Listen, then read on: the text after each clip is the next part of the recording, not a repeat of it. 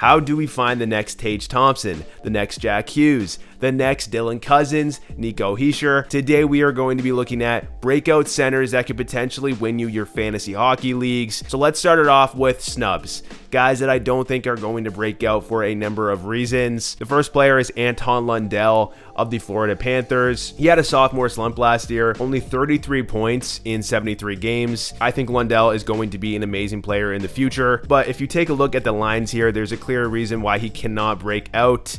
Unless there is a major injury, I feel like he will be stuck on that third line behind Barkov, behind Bennett. He takes an average amount of shots, but he really doesn't put up a lot of hits or blocks. So if you're in a category league or a points league that values those, then that is definitely a minus for Lundell. Another thing to consider is that he doesn't have a lot of power play time, 1 minute and 38 seconds, and there's just not a chance for him to break out unless he sees a significant amount of power play time, and that just won't happen this year. I think in 2 or 3 years, he's going to be a guy that's elite. We will just have to wait until then. The next snub is Shane Pinto of the Ottawa Senators, who broke out last year as a rookie, putting up 20 goals in 82 games. He is a 22-year-old, so he definitely has time to become a potential superstar in this league, but the fact is, he broke out last year because Josh Norris was out with a shoulder injury and missed the entire season, allowing Shane Pinto to play on that second line and see a decent amount of power play time as well. He is going to be stuck on that third line behind Josh Norris and behind Tim Stützle. Looking at the lineups on Daily Faceoff right now, you don't even see Pinto on the power play units. I know this is just projected units, but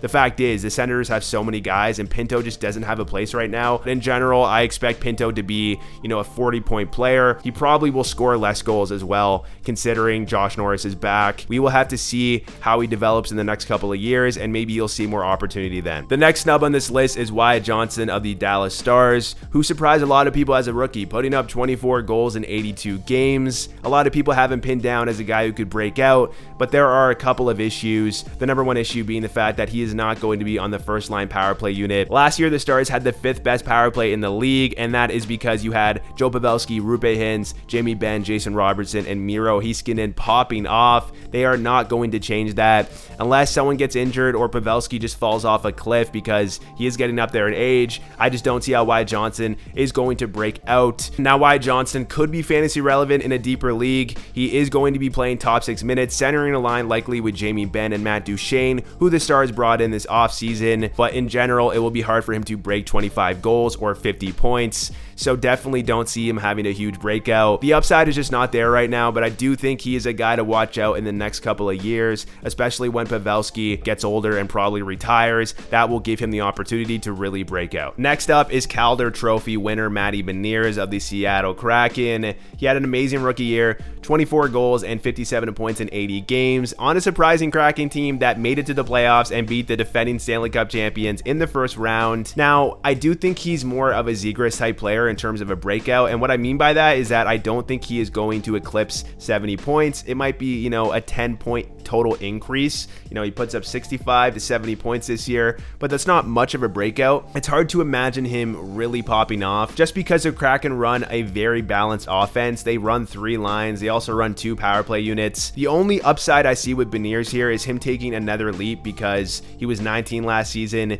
He has another year, more experience in the NHL. For looking at the Kraken power play ice time totals, Beniers was tied for 6th among forwards, only 2 minutes and 20 seconds of power play time per game. He was behind Jared McCann, Burakovsky, Eberle, Tolvanen, and even Jaden Schwartz, tied with Bjorkstrand. I do think he's going to increase his power play time maybe by 10, 15, 20 seconds, but he's still going to be around, 2 minutes and 35, 2 minutes and 40 seconds of power play time per game. Now, if you're looking at some of the top NHL players in the league, their average power play time is around 3 minutes and 30 seconds or even more. Unfortunately, that just is not a possibility right now on this Kraken team for Beniers. We will see what happens. He will be fantasy relevant, but don't expect a huge breakout for Beniers unless the Kraken change their system and he gets upwards of 3 minutes of power play time per game. I probably won't be drafting a lot of him in these fantasy drafts. We'll see how his ADP settles, but pretty neutral on Beniers for this year. The first breakout candidate on this list is Cody Glass of the Nashville Predators. He's a 24-year-old, former 6th overall pick in 2017, and he had a pretty decent season last year. He never really played a full year in the NHL, NHL, but he played 72 games last year, mostly playing in the AHL in the previous seasons, and he had 14 goals and 35 points. That is pretty solid. Definitely has a lot of opportunity on this Nashville team. I was a little bit bummed that they brought in Ryan O'Reilly, but they are still trying to compete. What's interesting is that the Predators, if you're looking at their lines here, there's a chance that Cody Glass is going to be on that first unit. There's obviously guys like Ryan O'Reilly, Philip Tomasino, Luke Evangelista, and Glass and Novak, all guys that could be on the first unit or the second unit. It remains to be seen, but the opportunity is there, and that's why there is a potential for him to break out.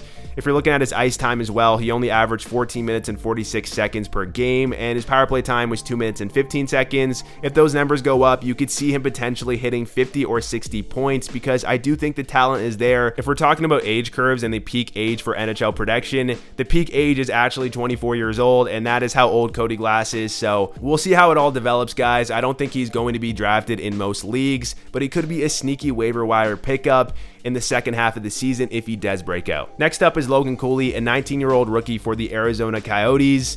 And he was supposed to stay with the University of Minnesota. That's what we heard he was doing, but he changed his mind and he signed a contract with the Coyotes.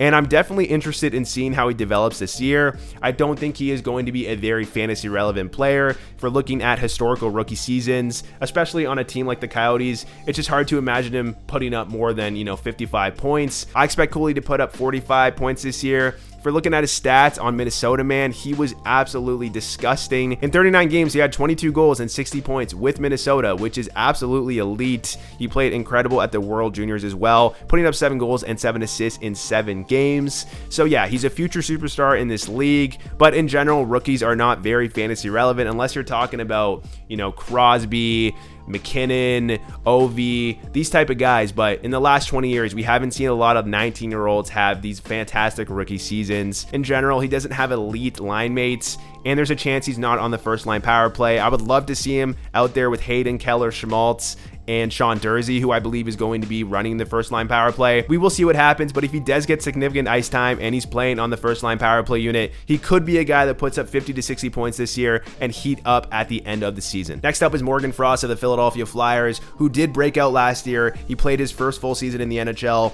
81 games, and he put up 19 goals and a total of 46 points. He also had some monster nights against Arizona. He had 2 4-point nights against them, and that was huge, and people started to catch on that this guy might be breaking out. He did benefit from the absence of Sean Couturier, who is now back. That is one of my concerns I have in terms of his potential to break out, and also John Tortorella, who has made some interesting comments about Frost. However, he is going into his 24th year, and that is known to be the peak of NHL production. There's a lot of variance, but that is actually the average. The prime is 24 to 26 years old. Another thing to consider is that Frost did not play the entire 2020-2021 season because I believe he separated his shoulder, and that definitely hampered his development. Last year was the first full NHL season that he played in, so I do like the potential for him to take another leap forward in his game. The key for him to break out is him to be on the first line power play. The Flyers did have the worst power play in the league last year, behind Anaheim, behind Montreal, behind the Islanders, Chicago.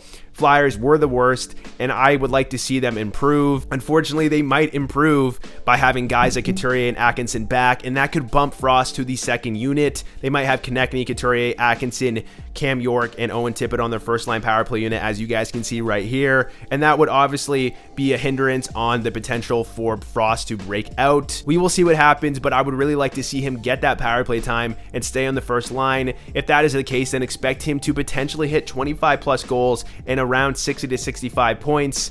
I know the Flyers are still not the best team in the league, but they have some young guys who could take another leap forward. A guy like Owen Tippett, who I will be talking about in my next breakout video. Keep an eye out for Frost because he definitely showed a lot of potential last season. All right, next up is Filip Chytil of the Rangers, and this guy was absolutely gross last year. 74 games, he had 22 goals and a total of 45 points, and this was despite only averaging 14 minutes and 41 seconds of ice time per game and only a minute and 22 seconds of power play time per game. He's also only 23 years old, so there's a potential that he could take another leap forward. I understand the Rangers are very deep and their development of guys is tough because you have guys like Kakko, Lafreniere, and Chytil who are not getting the power play time that they deserve. I know what you're thinking. How is he going to break out if he's not on the first line power play? But there is a chance that Chytil, if he plays good enough, gets on the first line power play, bumps Trocheck down to the second unit. I understand they have Kakko and Lafreniere too. There's a lot of competition, but if he ends up on the first line power play, one of the best power plays in the league last year, then that's pretty big. I'm not telling you guys to draft him, but definitely keep an eye out for him. If he starts getting more opportunity, more power play time, he will produce, and that could be a pretty sneaky waiver wire pickup. Mason McTavish of the Anaheim Ducks, drafted 3rd overall in the 2021 NHL entry draft. He had a fantastic rookie year, guys. 43 points in 80 games. He also put up 17 goals. McTavish was able to put up these amount of points, only playing 15 minutes and 22 seconds per game and only 2 minutes and 31 seconds of power play time per game. I expect these numbers to go up. There's always the potential for a sophomore slump, but I think he's a guy that could put up 60 to 65 points and 20 plus goals, which is certainly fantasy relevant in a lot of leagues. I think McTavish is a future superstar, which means that he should improve on his production from his rookie year. We saw how good he was in the World Juniors. We saw how good he was in the OHL in 2021-2022. So I'm expecting big things from him.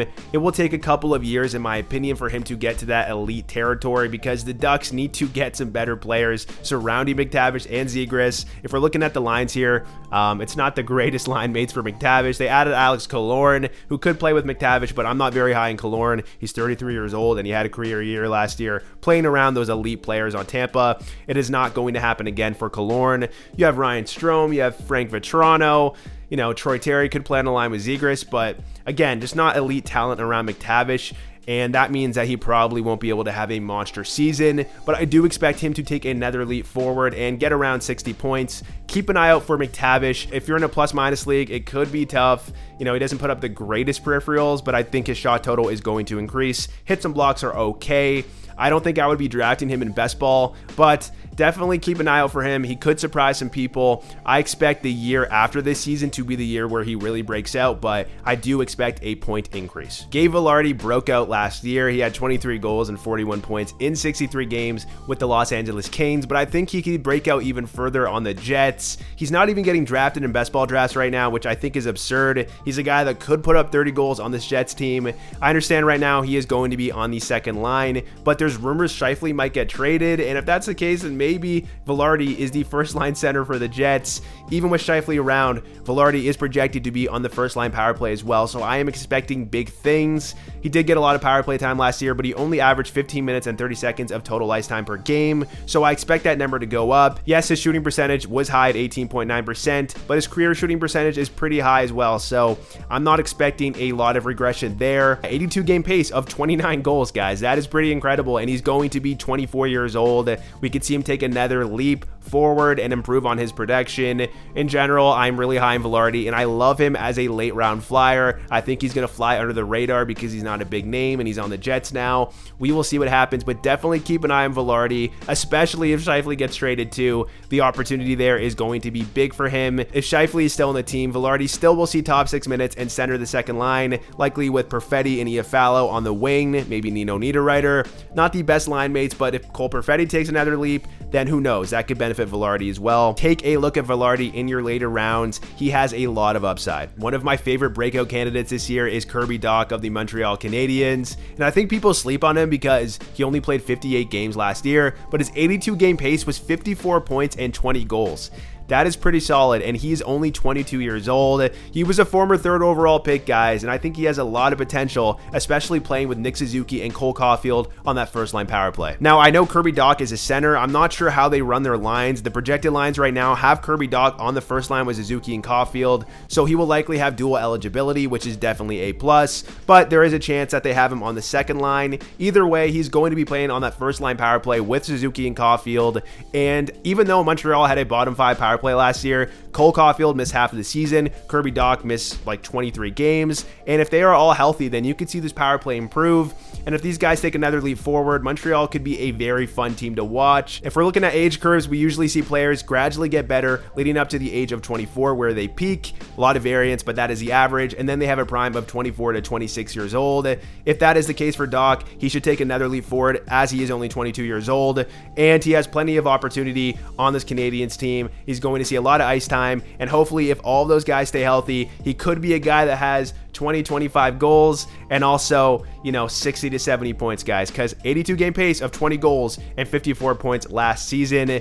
And he was only 21 years old. So very high on Kirby Dach this year. And I think that he's a guy that's going to be on your waiver wire that a lot of people are going to be looking to pick up. My favorite breakout candidate this year is none other than Barrett Hayton of the Arizona Coyotes. He put up 19 goals and a total of 43 points in 82 games last season. And he really finished the season strong, guys. That line of Schmaltz, Keller, and Hayton was one of the best lines in the NHL in the second half of last year's season. And this is a guy who's only 23 years old. He could take another leap forward, playing on the first line and playing on the first line power play with a guy like Clayton Keller who could put up over 100 points this upcoming season. So I'm extremely high on Barrett Hayton. If we're looking at the last 35 games, he had 14 goals and 29 points. If we see the Coyotes power play improve, then we could see Hayton put up 60 to 70 points this year, guys. Definitely a sneaky player that not a lot of people know about. If you're looking at the redraft ADP right now, 202.5, you're getting him for free. If you want to follow a strategy of trying to get right wingers and left wingers early on in the draft and fading center, you can get a lot of good centers later in the draft. Hayton is one of those guys that you want to target. I also want to say that Clayton Keller in the last 34 games put up 47 points and 22 goals. Hayton is going to be centering that line, and if you are attached to a superstar in this league, you are going to produce. Definitely draft Barrett Hayton. He is definitely one of the biggest breakout candidates among all players this upcoming season. That's it for the video, guys. Thank you so much for watching. Hit that subscribe button below and also that like button as well. I am doing a breakout series, so left wing, right wing is coming up, and also defenseman breakouts. Look forward to that. I will be posting that in the next couple of days. But like always, guys, have a good one, and I will catch you in the next video.